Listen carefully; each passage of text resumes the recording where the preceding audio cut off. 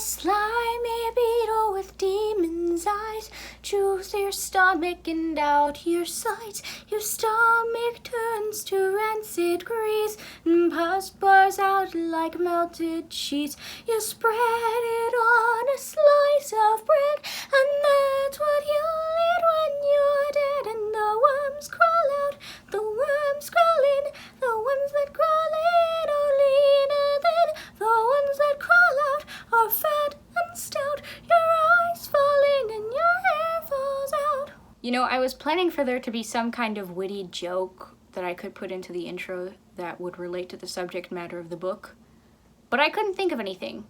So instead you get me singing from a creepy nursery rhyme, the subject matter of which is vaguely related to the topic I'm going to be discussing today in my review.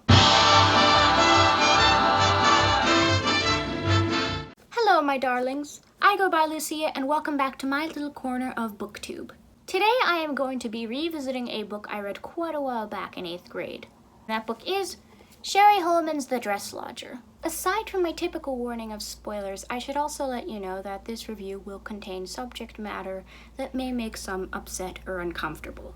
If you are in any way disturbed by matters of underage sex, prostitution, medical gore, and child abuse, then it would be in your best interests to proceed with caution. Now that I've gotten that out of the way, let's all put on our finest ball gowns, specifically from the late 1820s to the early 1830s, and waltz through the squalid streets of Sunderland, England in this review.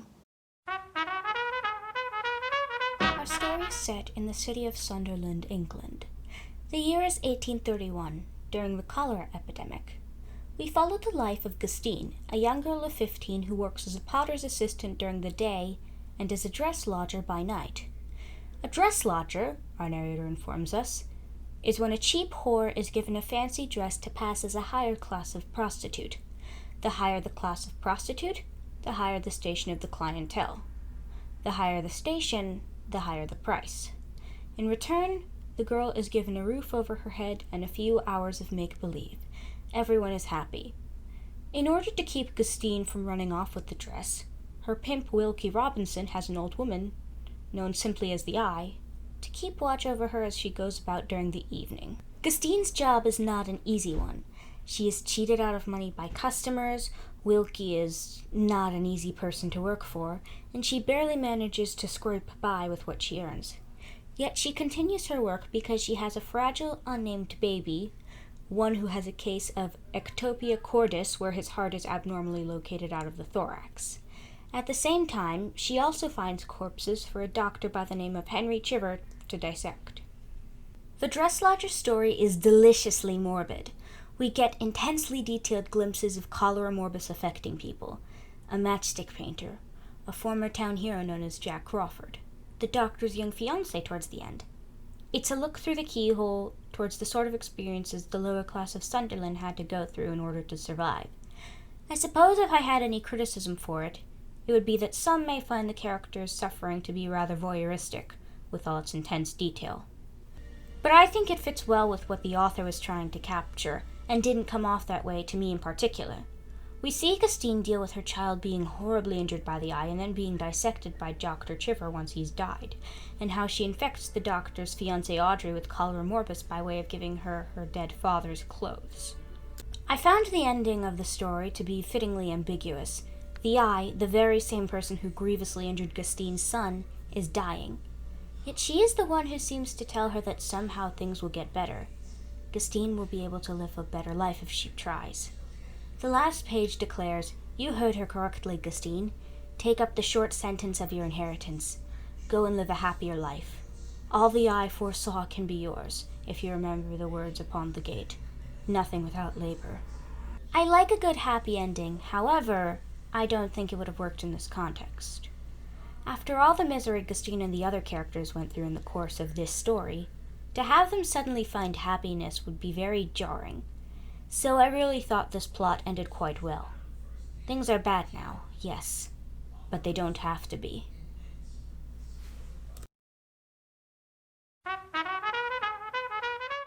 I have to commend Holman's incredible character work for the dress lodger. She manages to flesh out even the minor characters to the point where they are real. Characters do bad things. I guarantee that you will not walk away from this book with an unproblematic fave, but they are presented simply as people doing what they think is right or what they must do. There's no real villain in the story. In the words of Gustine, good and evil are opposite points on a circle. Greater good is just halfway back to bad. So let's take our titular dress lodger. Even at such a young age, Gustine is a very complicated character. While her love for her child is a selfless one, she is still quite stubborn and reluctant to accept charity. She gets revenge on Dr. Chiver for hurting her now dead child by getting a hold of the cholera-infected clothes of his fiancé's father and giving them to her so she gets sick. Yet the narrative doesn't condemn her for her stubbornness or petty moments. The narrative gives us a very vulnerable, very flawed young girl. We are given a person to follow. I can understand if people may not like her, and that is because she does genuinely screw up in ways others might be repulsed by. I, for one, though, love her. I wouldn't want her as a friend, but I admired her determination to get by and appreciate her so much as a character. Gustine isn't the only good character in The Dress Lodger, however. Even the unlikable characters are made interesting, like Wilkie Robinson. What do we know about Wilkie Robinson? Well, he's an abusive father to his daughter Pink, an irritable man, and treats Gustine quite badly. He misunderstands the cholera epidemic. "Look at him, Mike," he says to his ferret. "Pious men and do-goody women marching up and down our back lanes. But we're not fooled, are we, Mike? They'd rather see every one of us dead than give us the right to vote." While Wilkie may be wrong in thinking cholera is a government conspiracy designed to get rid of the poor, considering his life in poverty, you can't say his judgment's entirely unjustified. He's resentful and has reason to be, even if he's still a rather nasty person. I also absolutely adore how even the good characters of this book aren't entirely good, such as Dr. Chiver's fiancée Audrey Place.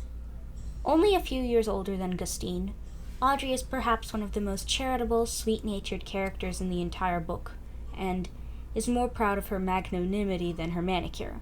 Once, when she was but 12, we witnessed her surrender her only umbrella so that a poor woman might not go without one, and the head cold she suffered in consequence she wore like a badge of honor.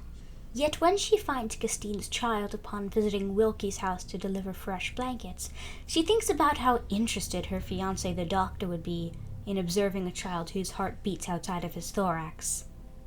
This doesn't make Audrey's death by cholera any less sad for me, though. She'd met Wilkie's daughter and promised to take her away and give her a better life, only for Pink to find out that she is dead and gone and she won't go to live with the kind Miss Audrey who wanted nothing more than to help. Even so, Dr. Chiver isn't a villainous, scheming man who cuts up children. He really does want to help. He does his job in earnest, even if it means dissecting his own fiancée at the end. Portraying characters as people, nuanced, multifaceted people, is a difficult task. But Holman managed to do it here, and I commend her for that. The boys down on the low key know 100 ways to sell bad fish. The writing for this book is nothing short of beautiful. Holman is so good at giving intensely detailed descriptions without it feeling like purple prose. Or maybe that's just my preference for detailed writing. Either way, she's so good. She sucks the reader in, painting an elaborate and often bleak picture of life in Sunderland in the early 1830s.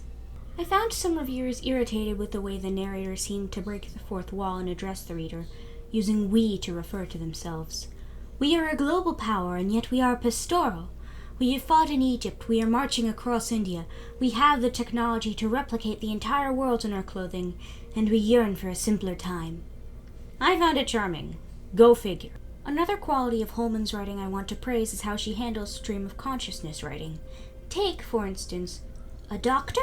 Oh God," groans Gustine. "I hope she hasn't gone and ruined everything. What is the point of searching out the one perfect person if a foolish little girl is just going to come along and undo all her hard work? And look at this get-up. Her child might as well be lying in a watered silk bassinet, choked with tulle and cosseted by fairy godmothers. I work 2 jobs, fumes Gustine. I need no one's charity." She weaves this so effortlessly into her writing, so it fits right in next to her detailed descriptions. Holman's writing voice is a very strong one, and a voice I delighted in hearing. loved The Dress Lodger. It's a wonderful read and provides some very interesting insight towards human morality on a very small scale. It's what got me interested in 19th century history. The fashion at the time of the book is absolutely hideous, though. I'll take the 1870s over the 1830s Cocker Spaniel look any day. Good books, I believe, are capable of leaving you thinking about them literal years after you finish them. And for me, The Dress Lodger did exactly that. Thank you all so much for sitting through this review. I hope you are all encouraged to pick up a copy of the timely and underrated book known as The Dress Lodger. Hopefully you're all having a good day, and if not, it gets better. See you in the next video!